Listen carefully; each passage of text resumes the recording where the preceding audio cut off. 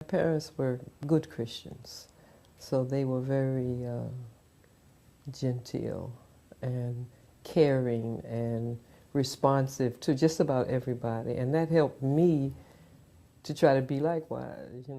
By the time I finished high school, I went to Hampton, and we would go to the store, and we'd have to wait until everybody Caucasian had been waited on, and that just didn't work with me.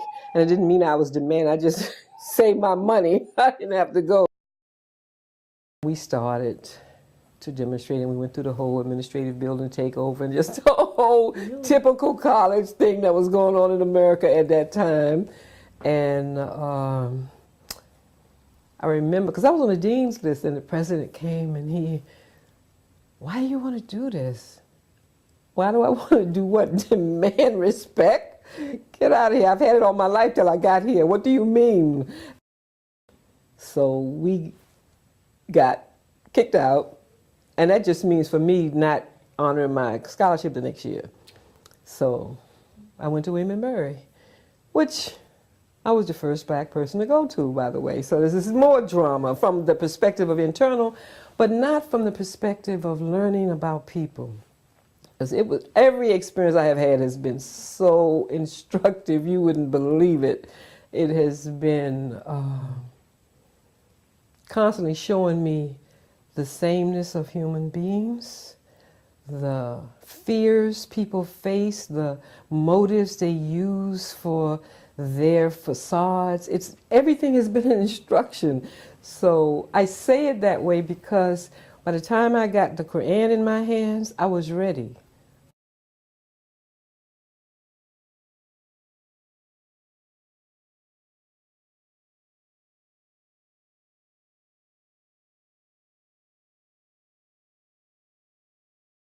I come from a very big family. I must have over 100 first cousins. It's between my father's side and my mother's side. It was a tradition that my parents followed, that every summer we had to congregate at my grandfather's house, which is still in the family. Fifth generation is living there in Lahore, Pakistan. And I think they took it to extreme where they had tailors sitting there making clothes for us. In those days, the people wore like pajamas and a shirt. They were the same color. So can you imagine having 60, 70 kids running around all looking the same? And we used to have a barber also that used to come, and there would be like a line of kids, and we all had the same haircuts. So it was quite a chaotic existence.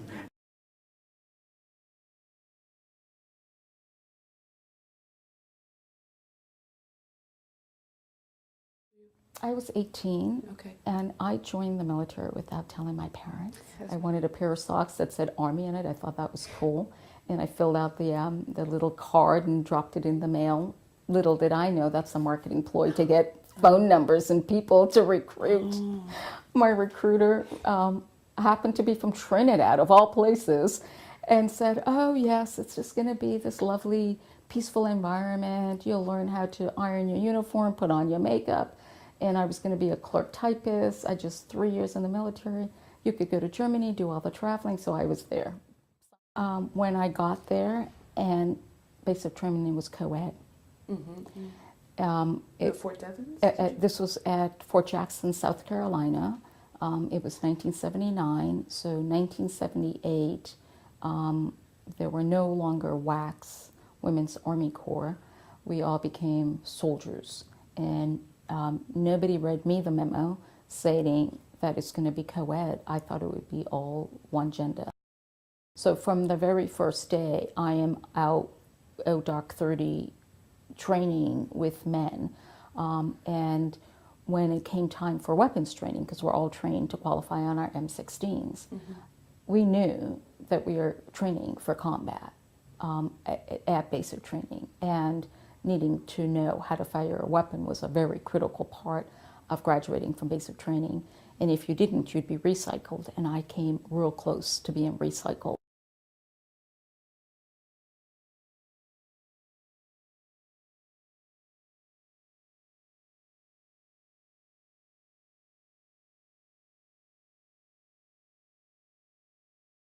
So I call the Celtics media person. I ask her, at that time, Semih, he is Turkish, he was playing also Celtics. Then I told her, I would like to interview with Semih, which is, he's Turkish, I'm Turkish. She said, sure. Then I asked her also, but at the same time, can I interview Shaquille O'Neal also? Then she said, I cannot promise you Shaq, but Semih is all set, because Semih was new, okay, rookie. Then again, I didn't say anything. Remember, what did I say at the beginning?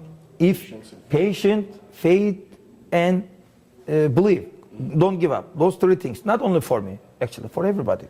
But this is our belief also, part of our beliefs. So anyway, I went to the Waltham, which is Boston Celtics practice. We waited almost 3 hours.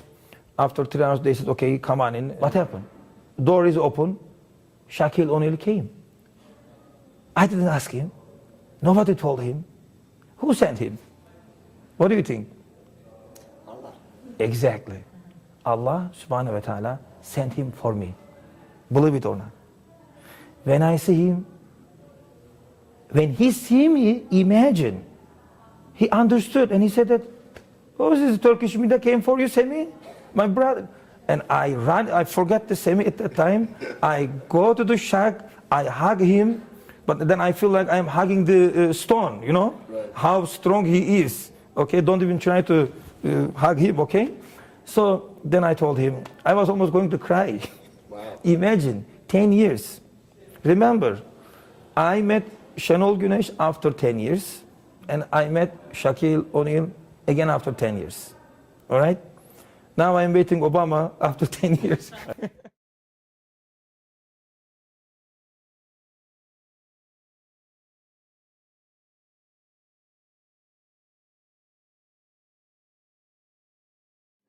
I had actually a friend who that I met, and we happened to live in the same house.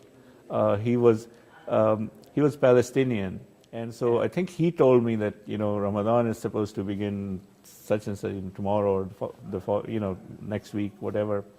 And so we started to fast.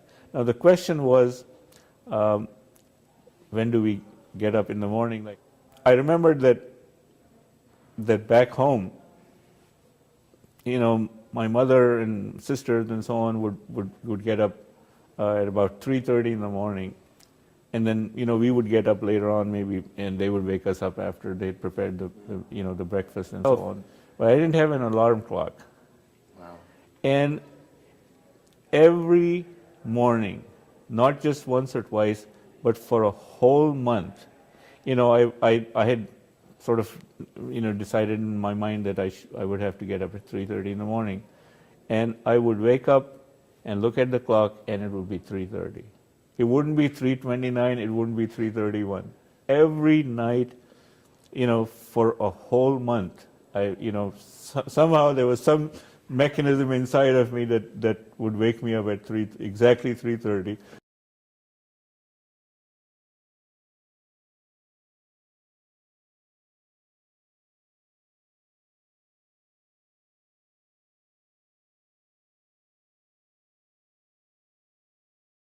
Growing up in this country without a mosque or a community and of course, as an American, we had no information at all about Islam. We didn't even have bad information. There was just no information. Not in the library, not in the school, not in the media, not in the movies, not in the government, nowhere. So actually, I didn't even know I was Muslim for growing up. I wanted to be a nun. When I reached puberty, my mother said, well, we don't have nuns in our religion. And I said, what religion is that? So all I knew was what I was taught by my parents, who were also born here, and they didn't know much. So I didn't learn to pray from my parents. I didn't see there was no mosque. I didn't see anybody praying. I didn't see anything. I didn't know much about the Prophet Muhammad, sallallahu alaihi wasallam. And so I grew up sort of as a part of a tribe, a bunch of families that all lived near each other, were related to each other. My father's family mainly was a big, big family, the Hassans.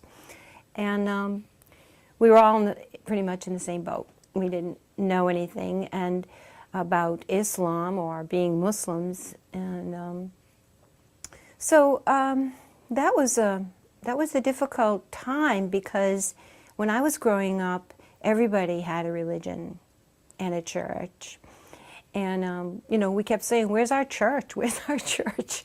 And finally, my parents and the immigrant generation, their parents got together, and it took them 30 years, but they finally built a mosque in Quincy.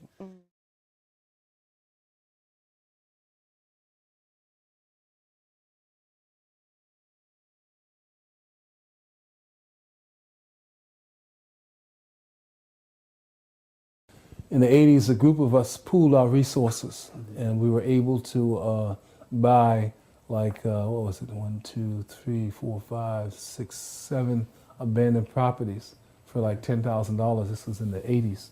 And our whole idea behind that was to buy properties around the masjid and fix up these houses and move Muslims who were living in a community around the masjid. Yeah, so to create, actually really create a community, very physically. And that's the goal of Imam Muhammad, was to create a community.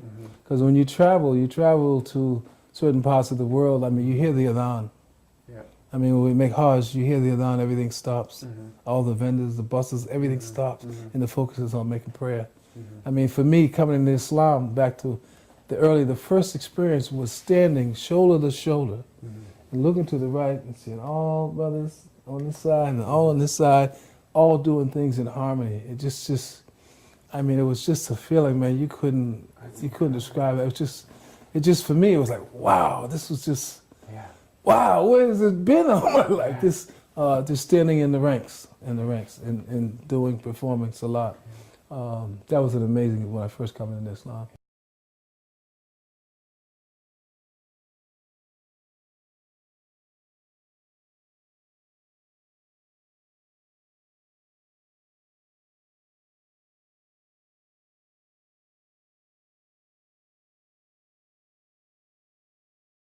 Started in the 10th grade, and that's in basketball lifespan pretty old. I had a math teacher, Mr. Olson. He stood about 6'5", and he played basketball. And he was my algebra teacher at the time, and also the girls' high school coach. And so he recruited me. The first game I can remember shooting the ball in the wrong hoop, or trying to, just because I didn't understand the game. He sent me to the BC basketball clinic, and that's when I learned what basketball was all about, you know. I wore a t-shirt with the jersey and long sweatpants with a scarf tied in the back, and people would just yell, "No, she can't wear that, get her," you know.